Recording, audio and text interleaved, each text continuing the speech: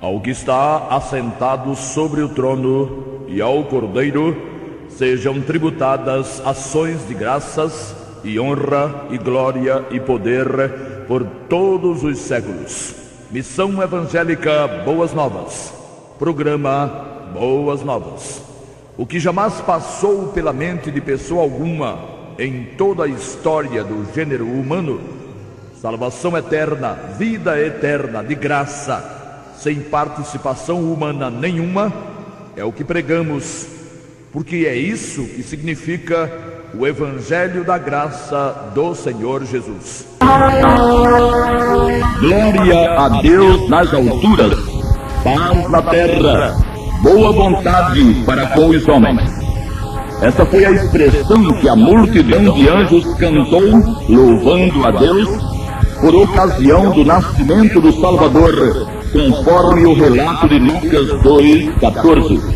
Mais de 33 anos depois, e já tendo ressuscitado de entre os mortos, o próprio Salvador ordenou aos discípulos e apóstolos: ide por todo o mundo, pregai o Evangelho a toda a criatura. Quem crer e for batizado será salvo, mas quem não crer será condenado. Marcos 16, 15 e 16. A esses dois fatos se somam muitos outros em que a graça e a misericórdia de Deus foram prometidas e consumadas numa clara e inequívoca demonstração de que o Todo-Poderoso estendeu seu amor a todos os homens, em todos os tempos e em todos os lugares. Infelizmente, porém, colocações têm sido feitas e apregoadas onde Deus aparece como o determinador de quem pode ou não ser salvo. A bendita e incomensurável graça de Deus, produto do sacrifício e do sangue de Jesus, transformar-se-ia em desgraça para que não tivesse alcançado a simpatia do Senhor e por ele não tivesse sido escolhido para a salvação. Esse monstro odioso, denominado de predestinação fatalista, tem, incrivelmente, conseguido seguidores e defensores. Não se discute a disposição de caráter dessas pessoas. Certamente, pelo menos boa parte delas age de boa fé, mas isto não é o bastante. A história desse monstro remonta a Agostinho, passa por Calvino, Wesley, Charles Spurgeon, Samuel Falcão e termina em muitos defensores nos dias atuais. E dentre os defensores atuais está o escritor Paulo Anglada com o livro Calvinismo, as antigas doutrinas da graça. Já disse alguém que defender o erro implica em enormes ginásticas mentais, e isso é verdade. O senhor Paulo Anglada, na tentativa de não deixar cair a peteca, é obrigado a, vez por outra, desmanchar o que disse ou voltar-se contra si mesmo. Por exemplo, escreveu ele na página 5 do livro citado que o calvinismo entende que depois da queda o homem não tem mais livre-arbítrio. O calvinismo crê na eleição incondicional. E na página 8 escreveu: os calvinistas creem que o que faz alguns submeterem-se e outros rejeitarem a vontade de Deus, em última instância, é a graça irresistível de Deus em chamar eficazmente os eleitos para a salvação. Está bem claro que o senhor Anglada crê e afirma que alguém só pode invocar o nome do Senhor Jesus como Salvador e ser salvo para sempre se ele já tiver sido escolhido por Deus desde a eternidade. Mas, na página 116, diz ele: Qual deve ser a reação do pecador diante da pregação calvinista? O que deve ele fazer, visto que não tem habilidade natural para arrepender-se e crer, embora seja exortado nesse sentido? Deve ser dirigido a Jesus. Deve recorrer à fonte de todas as bênçãos e clamar por misericórdia. Não se trata de decisão, mas de clamor. Uma decisão apressada, antes que a obra de humilhação seja completa, em nada ajudará. Se o arrependimento e a fé são dons de Deus, diz o Sr. Anglada, e o pecador é exortado pelo Evangelho a arrepender-se e crer, ele só pode recorrer a Deus, clamar pela misericórdia de Deus, implorar pela benignidade de Cristo, suplicar pela longanimidade do Espírito Santo. Mas, Sr. Anglada, que reação poderia ter alguém que não tivesse sido escolhido e nem eleito para ser salvo? Mudaria nada recorrer ele ao Todo-Poderoso, mesmo se humilhando, mesmo reconhecendo-se pecador incrédulo e inimigo seu? Clamar pela misericórdia de Deus, implorar pela benignidade de Cristo, suplicar pela longanimidade do Santo Espírito, para quê? Não já teria sido tudo determinado? Os eleitos já não seriam eleitos, e os não eleitos já não teriam sido eleitos para não serem eleitos? Vê-se, pois, que a posição do Sr. Anglada, como de resto a posição de todos que defendem essa coisa, é totalmente vexatória. E ele mesmo, o Sr. Anglada, na página 14 do livro, afirmou: o calvinista admite que grande é este mistério, incompreensível à mente humana limitada, mas afirma que esta é a revelação bíblica e, portanto, crê nela. E completa na página 15: o calvinista não consegue conciliar plenamente estas revelações, mas dobra-se diante de ambas, sem, contudo, confundir a responsabilidade humana com livre-arbítrio, nem a soberania de Deus com determinismo. Não é engraçado um negócio desse?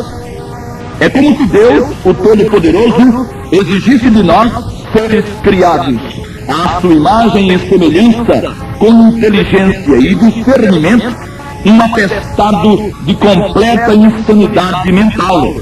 Não dá para crer, mas Deus exigiria que todos crescem e ponto final.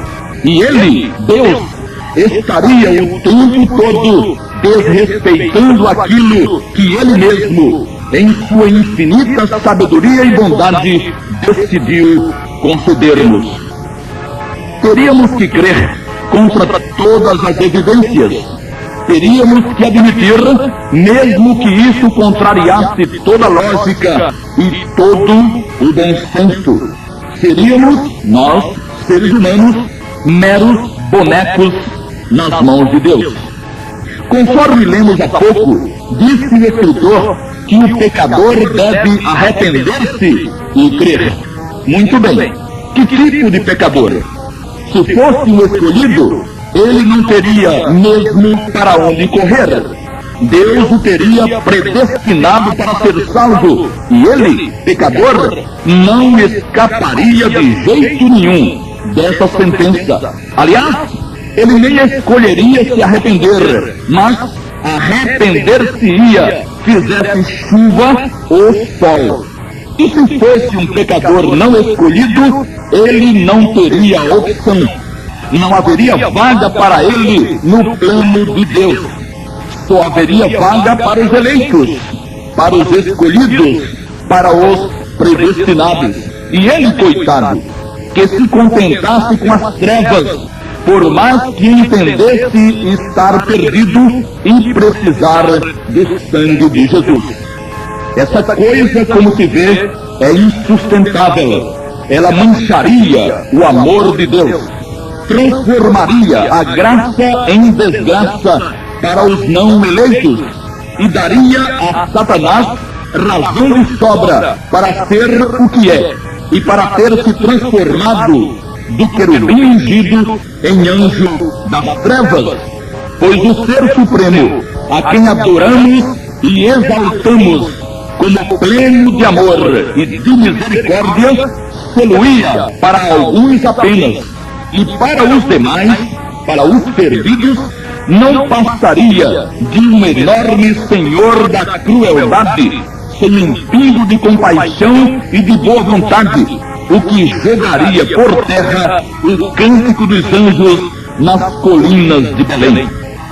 Tendo o livro do Sr. Paulo Anglada 150 páginas, obviamente não haveria como comentar todas as esquisitices afirmadas ali neste curto espaço. Todavia, tomamos para análise mais uma delas, agora na página 39, quando se observa a forma sutil e capciosa usada para interpretar o que está escrito. Disse o escritor: quando Paulo pregava para um grupo de mulheres em Filipos, Lídia, a vendedora de púrpura, entendeu, se converteu e foi batizada. E por que creu? Porque o Senhor lhe abriu o coração para atender às coisas que Paulo dizia. Atos 16, 14. O cidadão, o escritor, propositalmente escondeu parte do que aconteceu lá em Filipos, no caso citado por ele.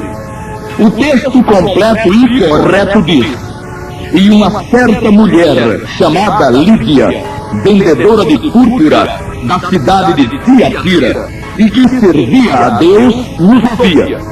E o Senhor lhe abriu o coração para que estivesse atenta ao que Paulo dizia. E depois foi batizada ela e a sua casa. Atos 16, 14 e 15. Ora, se Lídia creu porque estava predestinada, conforme sugere o escritor, por que creram os de sua casa, se Deus não lhes abriu o coração? E por que escondeu o escritor o fato de que não foi somente Lídia batizada, mas toda a sua casa? Será que Paulo andou jogando água no telhado da casa de Lídia? Todo mundo entende que toda a sua casa diz respeito àqueles que com ela habitavam.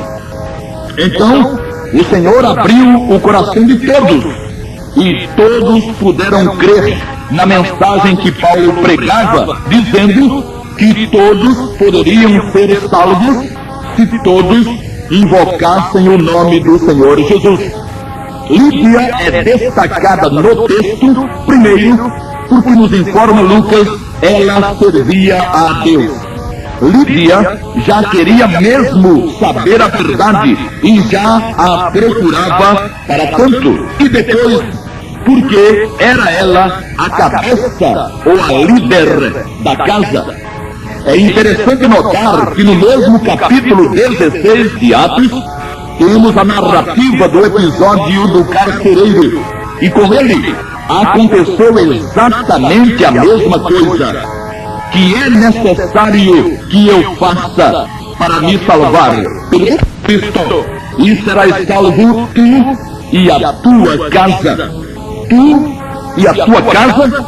Isso mesmo, tu e a tua casa. E completa o texto: lhe pregavam a palavra, Paulo e Silas, e a todos os que estavam em sua casa.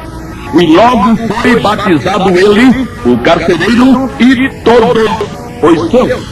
E alegrou-se com toda a sua casa. Atos 16, 30 a 34. Altamente relevante é também o caso do centurião Cornélio, de Atos capítulo 10. Era piedoso e temente a Deus com toda a sua casa. A ele, o apóstolo Pedro, falando sobre o Senhor Jesus, disse: a este dão testemunho todos os profetas de que todos os que nele creem receberão o perdão dos pecados pelo seu nome. E dizendo Pedro ainda estas palavras, caiu o Espírito Santo sobre todos os que ouviam a palavra. E arrematou Pedro, o apóstolo: pode alguém, porventura, recusar a água, para que não sejam batizados estes, que também receberam como nós o Espírito Santo? Atos 10, de 1 a 48. Enquanto o Sr. Paulo Anglada afirma que somente Lídia teria tido o coração aberto para ouvir a palavra e se converter, porque já teria sido predestinada, no texto bíblico, contrariando tão grande autoridade, informa que não só Lídia foi salva, mas toda a sua casa também.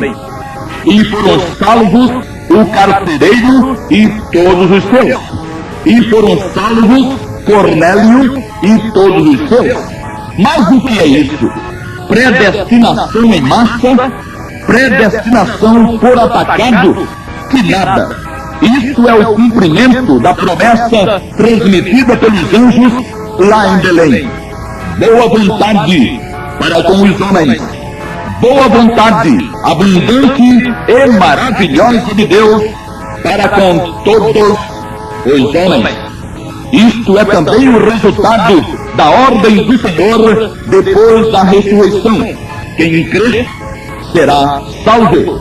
Distante milhões de quilômetros da inexistente predestinação fatalista que tristemente insistem em fazer existir. Os que dantes conheceu, também os predestinou para serem conforme a imagem de seu Filho, a fim de que ele seja o primogênito entre muitos irmãos. Romanos 8 e 29. A Paulo foi revelado que nós, os remidos, estamos predestinados a termos e a sermos tudo aquilo que nosso irmão maior, Jesus, tem e é.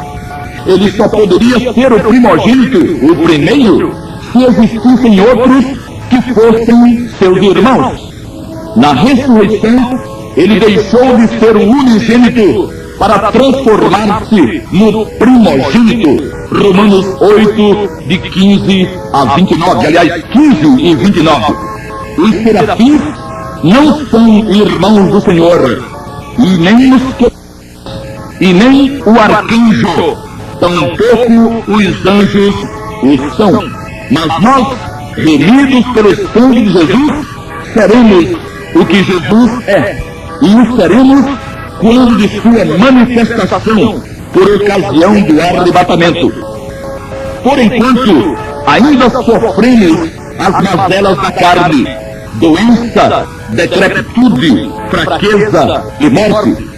Mas aí vem o dia em que tudo isso será coisa do passado e para sempre. E teremos um corpo perfeito, glorioso e eterno, pois para isso nos predestinou Deus. É isso mesmo, Ele nos predestinou para filhos de adoção por Jesus Cristo, para si mesmo, segundo o beneplácito de sua vontade. Efésios 1 e 5. Nenhum texto bíblico diz ou afirma que Deus tenha predestinado qualquer incrédulo desta vida para ser um remido. Em nenhum dos textos do Novo Testamento, onde aparece o verbo prorizo, predestinar, Atos 4, 28, Romanos 8, 29 e 30, 1 aos Coríntios 2, 7 e Efésios 1, 5 e 11, está presente a ideia da fatídica predestinação fatalista. É só analisar e conferir. Aos remidos pelo sangue de Jesus, na cidade de Éfeso, na Ásia Menor, Paulo escreveu dizendo: nele, isto é, em Jesus, também somos feitos herança, havendo sido predestinados conforme o propósito daquele que faz todas as coisas, segundo o conselho da sua vontade. Efésios 1 e 11. aos demais, aos homens e mulheres que têm religião, mas não se entregaram ainda verdadeiramente ao Salvador, e porque, por causa disso, ainda não receberam os benefícios de seu sangue, é anunciado e pregado que, se eles decidirem tomar sobre si o sangue de Jesus, invocando o nome do Salvador e reconhecendo que nada há em sua religião e em seus dogmas e em suas vidas que os possa salvar, então serão salvos pelos efeitos maravilhosos do sangue de Jesus. E aí, depois de terem invocado o nome do Senhor Jesus por livre e espontânea vontade, e exercendo o direito de usar a inteligência e o bom senso, serão eles também predestinados para serem iguais a Jesus. Crê no Senhor Jesus Cristo e serás salvo. O que valeu ontem, vale hoje. Você, amigo ouvinte, também está incluído no plano de Deus. Invoque o nome do Senhor Jesus. Confie no poder e na eficácia do seu sangue, e você será também predestinado para ser filho de Deus, por adoção, para louvor da glória do Todo-Poderoso. Não perca tempo. A bênção da salvação eterna está à sua disposição ainda hoje, ainda agora. Já você pode passar das trevas para a luz. As portas estão abertas. O sangue de Jesus está aí para ser utilizado sobre os seus pecados e bani-los para sempre e purificá-los para sempre. Invoque o nome de Jesus. A chance também é sua, se você aproveitasse dela enquanto há tempo, enquanto há vida. E que o Senhor a todos abençoe. Amém.